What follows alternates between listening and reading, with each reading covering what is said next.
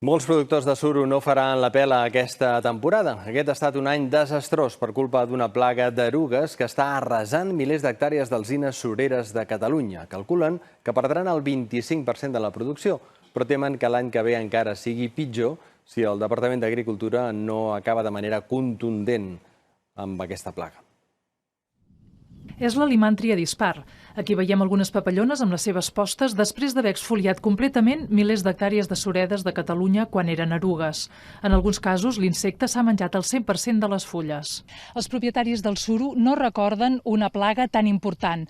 De fet, quan l'eruga no n'ha tingut prou en menjar-se tots els suros, ha atacat a d'altres espècies, que no és habitual, com l'arbós, el bruc o els pins.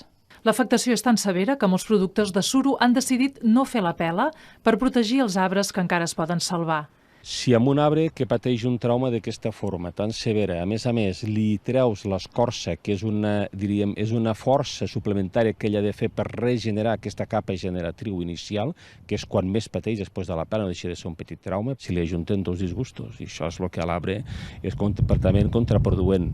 Tot i que fa unes setmanes el Departament d'Agricultura va fer una fumigació, pels productors ha estat insuficient.